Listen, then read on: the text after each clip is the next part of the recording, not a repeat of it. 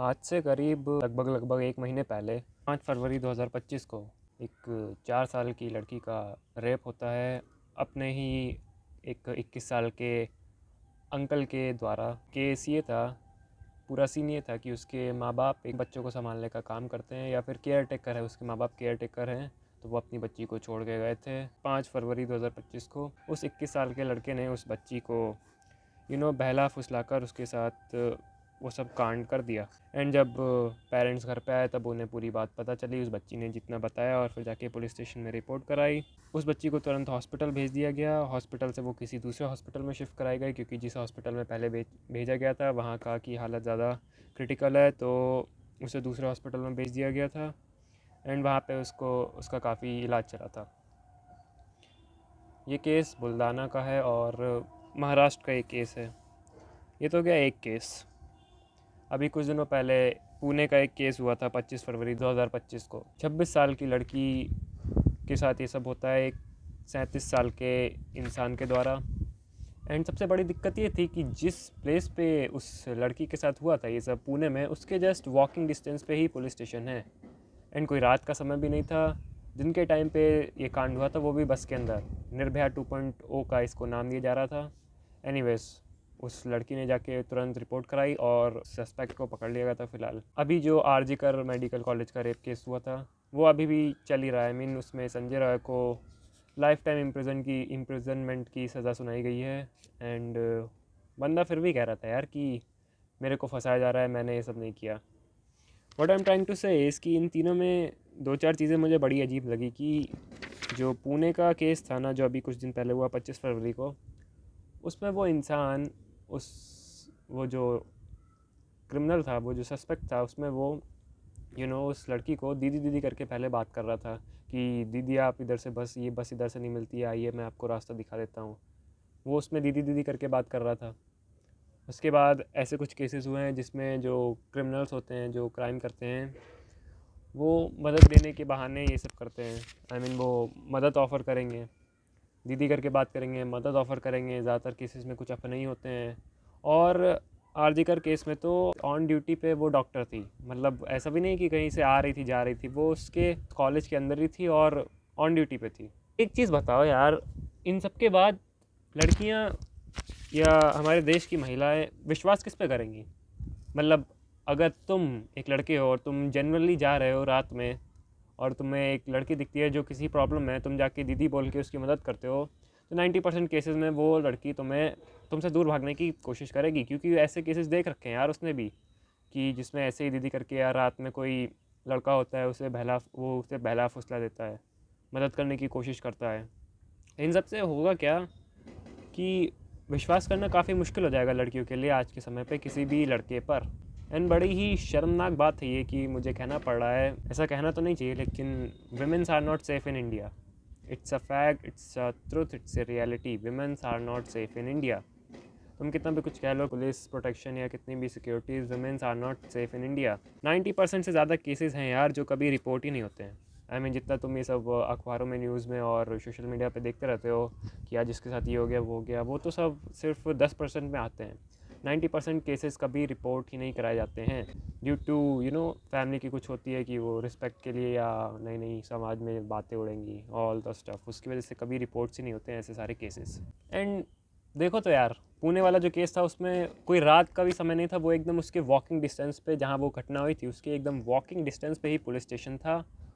और चहल पहल वाला इलाका था यार, मतलब बस स्टैंड था वो एक। उस माहौल में, उस एनवायरनमेंट में ये सब हो रहा है, तो एक बात बताओ, लड़कियां सेफ़ कहाँ फील करेंगी? पुणे वाला केस था, उसमें जिसने जो क्राइम किया उसके ऊपर पहले से ही कुछ चार्जेस लगे थे। उसने पहले भी ऐसे और क्राइम कर रखे थे, ऐसे नहीं, मतलब उसने पहले भी क्राइम कर रखे थे, उसके ऊपर क्राइम दर्ज थे, लेकिन उसके बाद भी वो खुला घूम रहा था।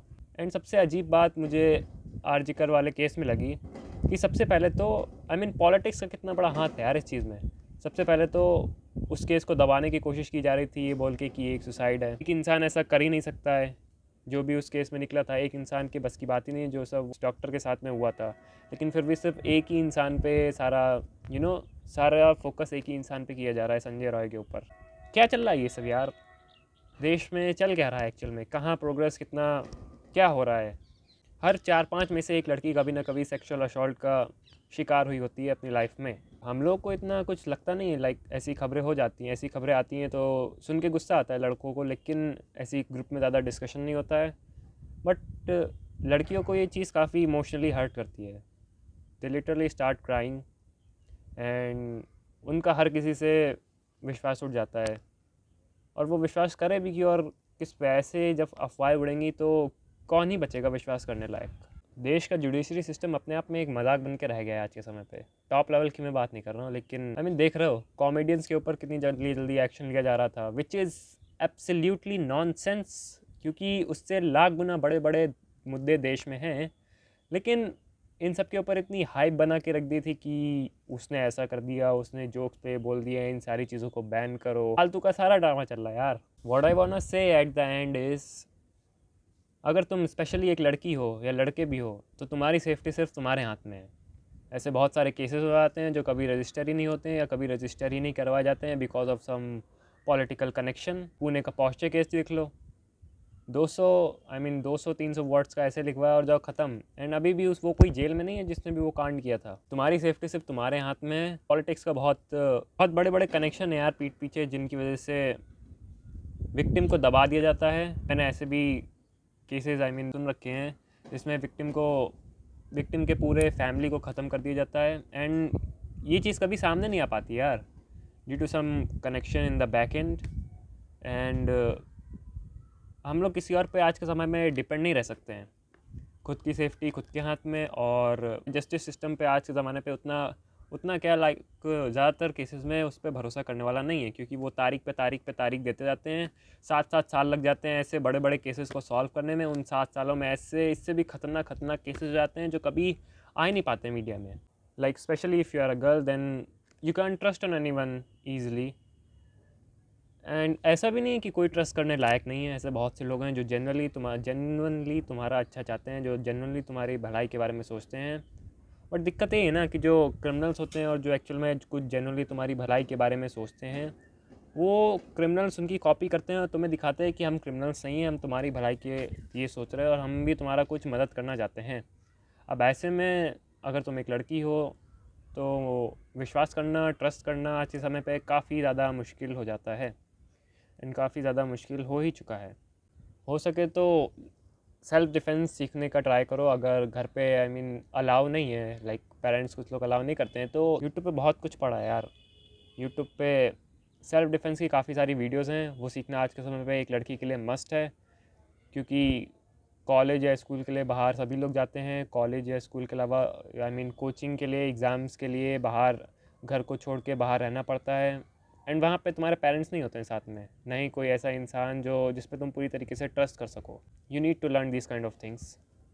लेकिन होता क्या है आज के समय पे कि घर के काम पहले सिखा दिए जाते हैं, लेकिन इन सारी चीज़ों पे कौन ध्यान दे यार। ये सारी चीज़ें तो फालतू की हो गई ना। ये कराटे सारे तो मर्दों के काम होते हैं। लड़की को तो घर का झाड़ू पोछा और यही सब करना चाहिए, सिलाई कढ़ाई।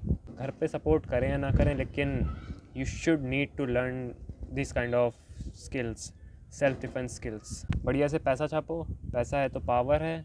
एंड पावरफुल लोग ही आज के समय पर अच्छे से सर्वाइव कर पाएंगे फाइनेंशियली, फिज़िकली।